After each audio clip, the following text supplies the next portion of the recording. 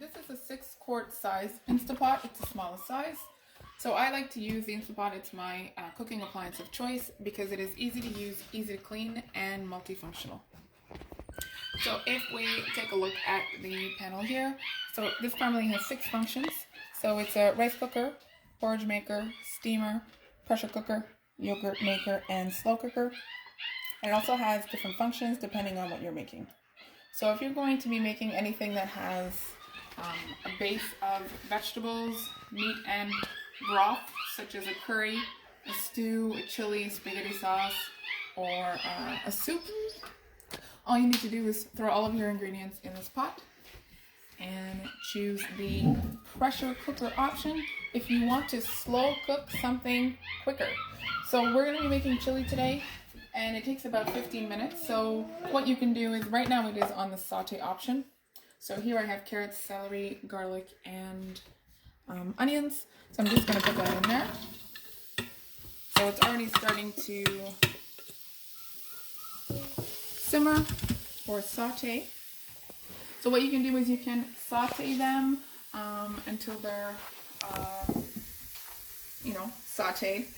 And then you can go ahead and put in your meat because you're going to be browning the meat. But if you want to skip that step, that's not a problem. We're going to put our seasoning and spices of choice, and we're just going to stir that up here.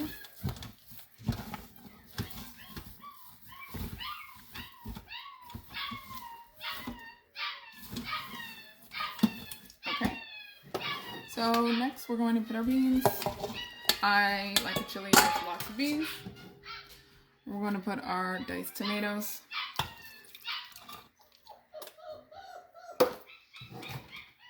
And then you're going to put a sauce of your choice. This is just canned tomato sauce. So literally you're just going to stir everything up. So you'll notice not to pass the maximum line. Sorry about that, guys. There's puppies in the background. So we're just going to close this up, close the steamer, and then choose the pressure cooking option. It was on saute previously, so we're just going to choose the pressure cooking option. We're going to use these arrows to set the time.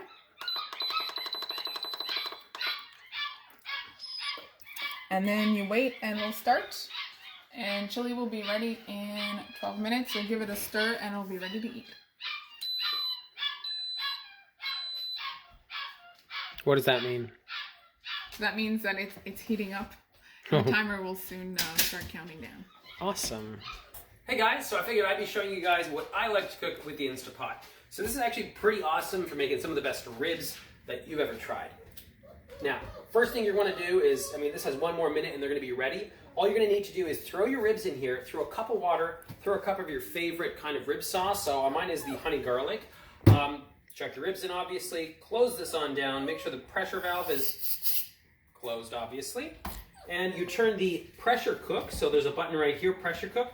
And you turn this up to about 20 minutes. Now, that's what I do mine for, and they turn out super tender and really, they just like melt in your mouth. They just fall right apart. So they're really, really good.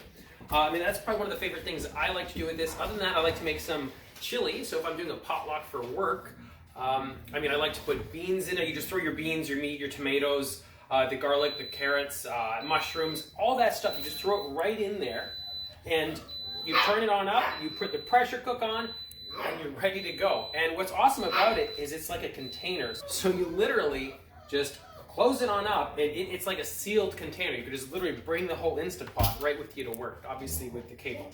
And what's awesome is you can just put it on warmer once you're at work, and it'll get the whole chili nice and warm. So it's really awesome. Obviously you see the tape is a little bit chewed because I left it on the element and it melted, but I spliced it together. It doesn't come like that. Anyway, that's not the point. So the ribs have been cooking for 20 to 25 minutes. That's how I like it. Now you're gonna notice it says LO60. That essentially means that they've been depressurizing for about 16 minutes. We've been pressure cooking them. So we're gonna release the pressure. I'm just gotta turn this thing up here. There's this like little lever thing. You turn it and it releases the pressure. Actually, the pressure is released. So all we have to do now, we're gonna twist this, remove the lid. Oh, those ribs look good. Come on in for a closer look. All right, so there's one last thing that I like to do. Okay, so we're going to be putting this in the oven for just about 15 minutes at 400 degrees, just so we can get them crispy. So we got them super tender. I mean, I can feel these things are really tender. We're going to put some of our favorite sauce on them, and then we're going to throw them in the oven for about 15 minutes to get a little bit crispy. Okay? Now let's just see how easy it is to cut through these. Pretty easy. Let's use the dull side now. Pretty easy, huh? Mm-hmm. All right, let's get them grilled up.